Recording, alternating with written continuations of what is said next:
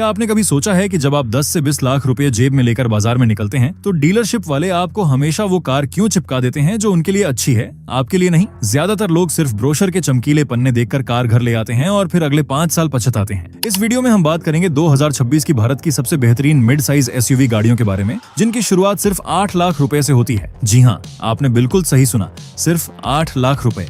इस कीमत पर इतनी बड़ी कार मिलेगी तो पूरा सेगमेंट हिल जाएगा। इस वीडियो में हम एक ऐसी कार का खुलासा करेंगे जो हर मामले में बाकी सबको कच्चा चबा जाती है।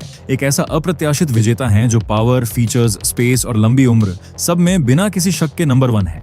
वो कौन सी कार है जो इस सेगमेंट की असली बॉस है और जिसे आंख बंद करके खरीदा जा सकता है? इसका जवाब आपको इसी वीडियो में मिलेगा और वो नाम सुनकर आपकी सारी उलझन हमेशा के लिए खत्म हो जाएगी।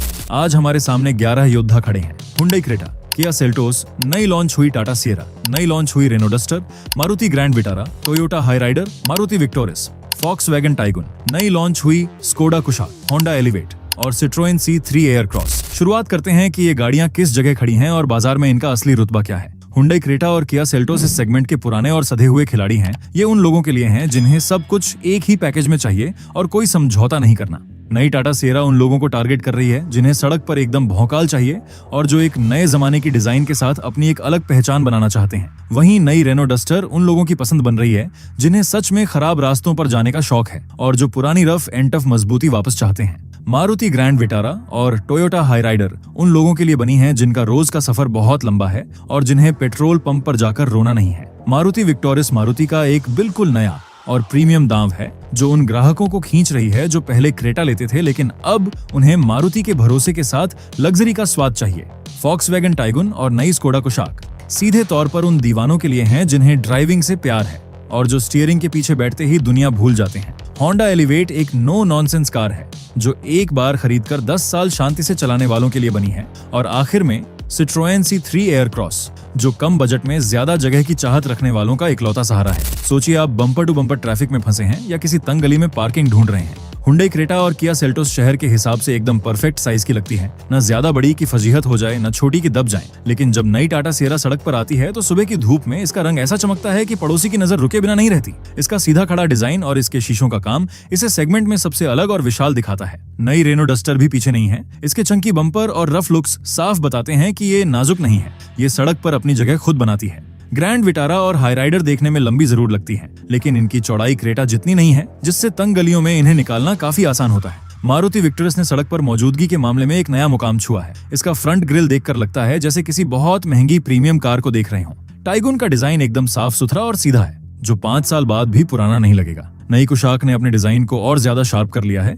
इसके कट सब ज्यादा उभर कर आते हैं जो इसे एक एग्रेसिव लुक देते हैं। एलिवेट सामने से एक बॉक्सी और मस्कुलर लुक देती है, जबकि C3 एयरक्रॉस लंबी होने के बावजूद थोड़ी पतली लगती है, जिसमें कोई फालतू का दिखावा नहीं है। अब बाहर का नजारा ले लिया हो तो अंदर चलते हैं, क्योंकि असली समय तो आपको इसी केबिन में बिताना है। आगे की सीटों की बात करें तो क्रेटा और सेल्टोस में आपको एकदम कमांडिंग पोजीशन मिलती है।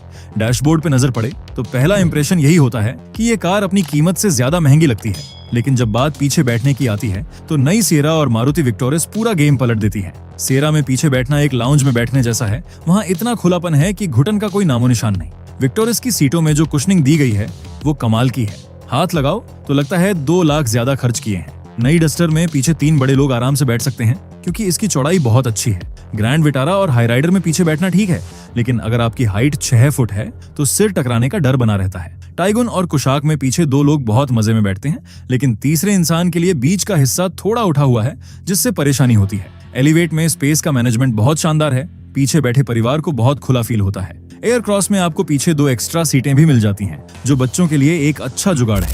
डिक्की की बात करें तो शादी का सामान, 3 ट्रॉली बैग और ऊपर से बच्चे का बैग, और फिर भी जगह बचे। यही असली फैमिली कार होती है जो एलिवेट, क्रेटा और सिएरा साबित करती हैं। कुशाक, टाइगुन और डस्टर में आपको वीकेंड ट्रिप लायक अच्छी खासी जगह मिल जाती है। लंबी ड्राइव पर जाने का सोच रहे हैं, दिल्ली से जयपुर जाना हो और उतरने पर कमर न टूटे, ये सबसे ज्यादा जरूरी है। बैठने के आराम में क्रेटा और सेल्टोस की सीटें बहुत ही बढ़िया सपोर्ट देती हैं। सिएरा और डस्टर का सस्पेंशन इतना गजब है कि सीटों के साथ मिलकर ये खराब रास्तों पर भी आपको झटके महसूस नहीं होने देते। ग्रैंड विटारा और हाईराइडर की सीटें थोड़ी पतली हैं, शहर के लिए सही हैं, लेकिन 12 घंटे की ड्राइव पर आपको थकान दे सकती हैं।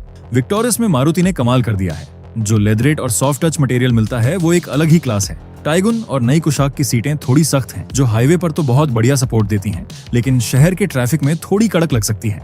होंडा एलिवेट की सीटें बहुत ही सोफे जैसी आरामदायक हैं। अंदर की गुणवत्ता की बात करें तो क्रेटा, सेल्टोस और कुशाक सबसे प्रीमियम फील देते हैं। कोई भी प्लास्टिक सस्ता नहीं लगता।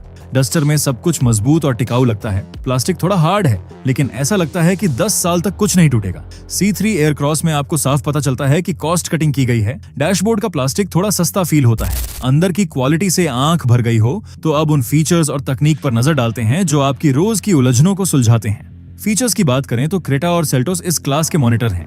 बड़ी टच स्क्रीन, वेंटिलेटेड सीटें और वो पैनोरामिक सनरूफ जो गर्मियों की शाम में परिवार के लिए एक अलग ही मजा देता है, यहाँ सब मिलता है। नई सिएरा में जो ट्रिपल स्क्रीन और एम्बिएंट लाइटिंग दी गई है वो रात में किसी स्पेसशिप जैसी फीलिंग देती है। नई डस्टर में भी अब बढ़िया टच स्क्रीन और सारे जरूरी फीचर आ गए हैं। अब ये वो पुरानी खाली खाली डस्टर नहीं रही। ग्रैंड विटारा और हाईराइडर में आपको फीचर्स तो मिलते हैं, लेकिन इनकी स्क्रीन का टच रिस्पांस आज के हिसाब से थोड़ा पुराना लगता है। विक्टरस में आपको हेड अप डिस्प्ले और गजब का साउंड सिस्टम मिलता है। टाइगुन और नई कुशाक में स्क्रीन बहुत स्मूथ है और इंफोटेनमेंट सिस्टम बिल्कुल फोन की तरह काम करता है। एलिवेट में फीचर्स थोड़े कम हैं, लेकिन जो भी है वो सालों साल बिना खराब हुए चलता है। C3 एयरक्रॉस में फीचर्स के नाम पर बहुत ही बेसिक चीजें हैं। ये उनके लिए है जिन्हें स्क्रीन से ज्यादा कार चलाने से मतलब है। फीचर्स समझ लिए, अब हुड के नीचे छिपे उस दिल पर नजर डालते हैं जो इस पूरी मशीन को चलाता है। इंजन और परफॉर्मेंस के मामले में यहाँ बहुत अलग अलग मिजाज देखने को मिलते हैं। हुंडई क्रेटा और किया सेल्टोस में आपको वो दमदार टर्बो इंजन मिलता है जो हाईवे पर ओवरटेक करते वक्त बस एक हल्का सा इशारा मांगता है और कार हवा हो जाती है। नई टाटा सिएरा का टर्बो पेट्रोल इंजन शहर में एकदम स्मूथ है और हाईवे पर पूरे आत्मविश्वास के साथ भागता है। नई रेनो डस्टर का टर्बो इंजन पुरानी यादें ताजा कर देता है। पहाड़ों पर चढ़ते वक्त जो टॉर्क चाहिए वो ये आराम से दे देता है। मारुति ग्रैंड विटारा और टोयोटा हाईराइडर में आपको एक शांत और समझदार हाइब्रिड इंजन मिलता है। ये इंजन वैसा है जैसे प्रेशर कुकर, कम आवाज और ज्यादा काम। ये रेस लगाने के लिए नहीं बल्कि आराम से क्रूज करने के लिए है। विक्टरस में भी यही हाइब्रिड सेटअप है, लेकिन उसे और रिफाइंड किया गया है। अगर आपको सच में ड्राइविंग का नशा है तो फॉक्सवैगन टाइगुन और नई स्कोडा कुशाक का टर्बो इंजन आपके लिए ही बना है। जब पावर आती है तो सीधा आपको सीट के पीछे धकेल देती है। होंडा एलिवेट का इंजन रोहित शर्मा की बैटिंग जैसा है, एकदम रिलायबल और स्मूथ, बिना किसी झटके के पावर देता है। C3 एयरक्रॉस का इंजन अपनी कीमत के हिसाब से बहुत ही फुर्तीला है।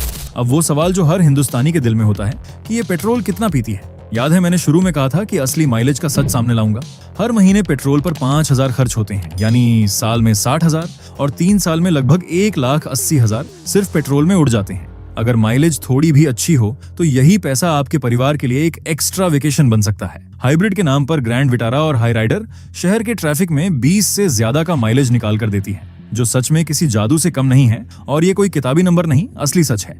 विक्टोरियस भी इसी राह पर चलती है, लेकिन जो टर्बो इंजन वाली गाड़ियां हैं जैसे टाइगुन, कुशाक, सेल्टोस और सिएरा, ये हाईवे पर तो 15 से 17 निकाल लेंगी, लेकिन शहर के बम्पर टू बम्पर जाम में ये 8 या 9 के माइलेज पर आ जाती हैं। क्रेटा और सेल्टोस के डीजल इंजन आज भी उन लोगों के लिए बेस्ट हैं जो रोज 50 किलोमीटर से ज्यादा चलाते हैं, क्योंकि ये आपको पावर और 18 का माइलेज दोनों देते हैं।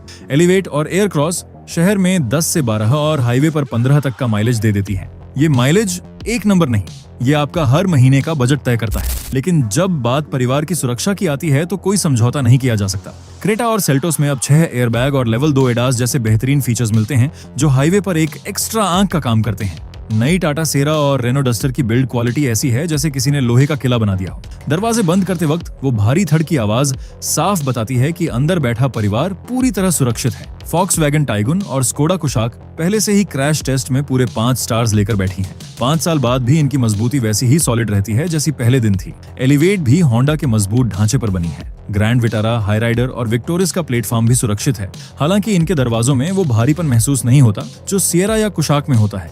अगर सुरक्षा फीचर्स को नजरअंदाज किया और कोई हादसा हुआ तो वो एक्स्ट्रा एयरबैग का फर्क सिर्फ इंश्योरेंस क्लेम में नहीं बल्कि पूरी जिंदगी पर पड़ता है। ये वो फीचर है जिसे कोई भी खरीदार अनदेखा नहीं कर सकता। C3 एयरक्रॉस में सुरक्षा के बुनियादी फीचर तो हैं, लेकिन फुल सेफ्टी पैकेज की कमी खलती है। सुरक्षा से मन भर गया हो तो अब बात करते हैं कि जेब से असली पैसा कितना निकलेगा और लंबी रेस में कौन टिकेगा। जब आप शोरूम जाते हैं तो वेरिएंट्स की इतनी लंबी लिस्ट होती है कि दिमाग खराब हो जाता है। सिंपल बात याद रखिए, बेस लो अगर बजट टाइट है, मिड लो अगर काम के फीचर्स चाहिए और टॉप लो अगर कोई कॉम्प्रोमाइज नहीं करना।